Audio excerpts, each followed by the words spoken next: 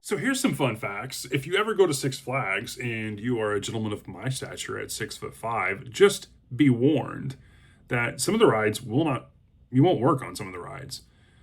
There was a couple rides where, especially when the harnesses would come over your, in between your head, over your shoulders.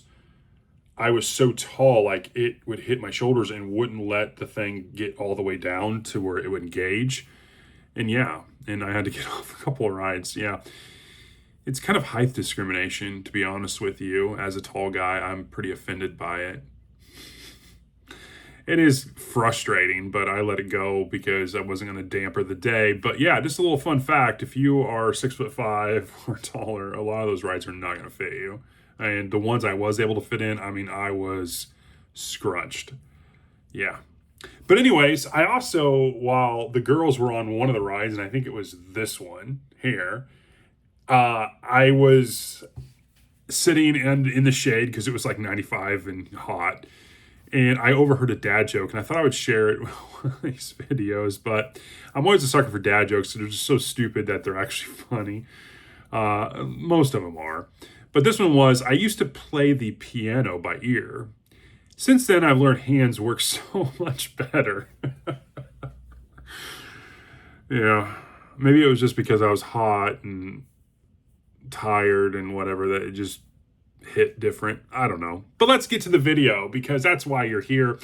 So today I have, well, it's not a tag video, it's a response video. So my friend Bob at Robert G. Reader of Books, he did a video recently where he had these 8 questions, and it wasn't a tag video, it was kind of an open-ended invitation for people to do response. And he got a lot of responses to the point where he had to put out a video like, I'm not going to go through all of these, but I thought that was really cool, and I'm always wanting to jump in on whenever Bob is doing something like this, whether it's a response video or a tag. But this is 8 questions for readers, but questions which have nothing to do with books or reading. And I thought it was interesting. He went on to say, Dear reader, we are a specific breed, perhaps a vanishing species, and some not too distant future, there might be a generation which will live in a dystopian hellscape where there are no readers, where no one reads books anymore, and if there is any memory of us, we will be as mysterious to them as the heads of Easter Island. And he went on to say, and so here are 8 very common questions which will be made unique because of how we readers answer them, and which might help those poor future souls understand what we once were. It's kind of a video capsule type thing, and I thought it was really cool. The questions are fairly generic, but it's the responses that matter so much, and I think that's the genius part of this by Bob. And so let's dive right in. Question number 1, what is your favorite kind of food? For me, it's, pretty much an American type, steak, baked potato, hamburger, fries, pizza. Even though you could consider that maybe Italian. I definitely like Italian. Not all the time. Mexican, although the girls, especially Tessa, will want to eat there all the time. So it does get kind of tiring at times. But yeah, that's mainly the food I eat. I stay away from a lot of fish. I will eat cod, tilapia, a wider, lighter fish. But I do not eat salmon, swordfish, and all those other kind of species. I just don't. I'm pretty generic. Yeah. Number 2, what is your favorite kind of music? I've actually answered this a number of times, but I thought about it. I grew up in the 90s, in late 80s, early 90s. So 80s music, alternative music. Yeah, you can't go wrong there, especially when you're talking like Nirvana, Pearl Jam, Stone Temple Pilots, Alice in Chains, when Smashing Pumpkins, when we're talking alternative. 80s music in general I just like because it just works.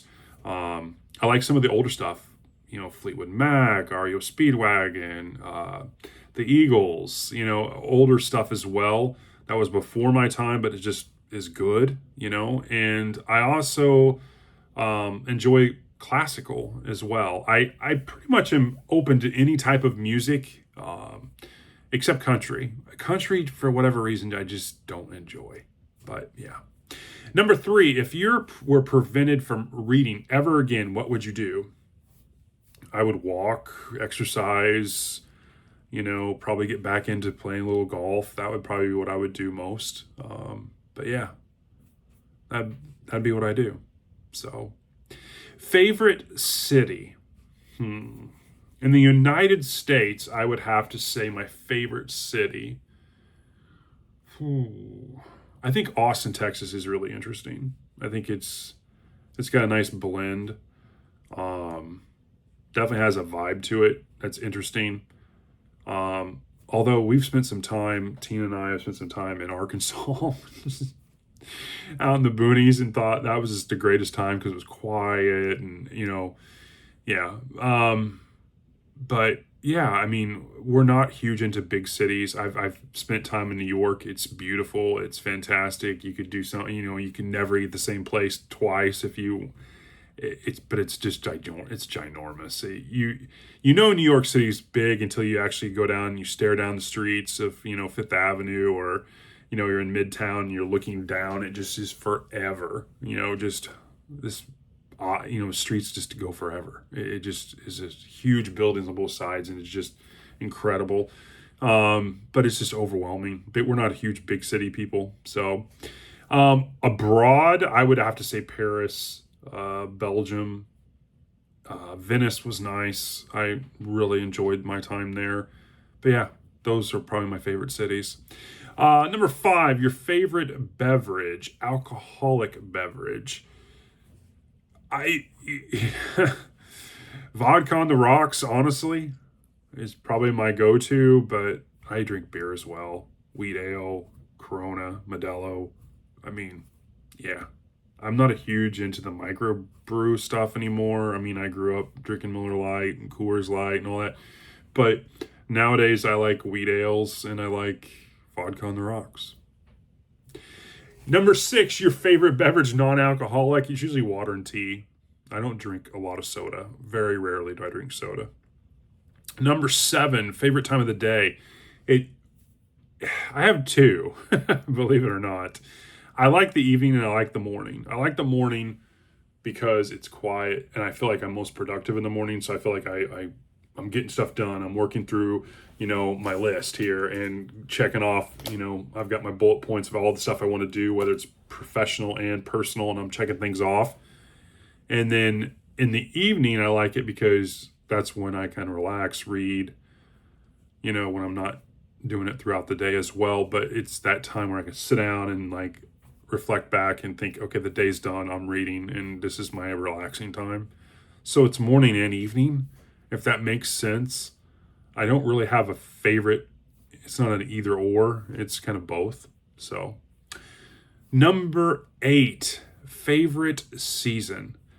That would have to be fall by a lot, specifically, Thanksgiving, because, I was born on Thanksgiving Day. I was what made that day many people thankful. No, the fall's the best. I like the fall. I like the leaves change, the colors are beautiful, the temperature drops. You're right into that, where you can wear shorts or jeans or sweatshirt, or, it's just like that perfect weather. It's not, you have so many different options. It's nice to be outside. It's nice to be in nature. It's just, yeah, I like fall. And so that is the response for this video. It's a great one. If you see this video, do it. Or if you don't have a channel and you want to let me know what your responses to those questions are, I will have the questions in the description along with the information that Bob stated. Yeah, and I'd love to hear your responses, and I hope you have a great rest of your day. I'll talk to you later.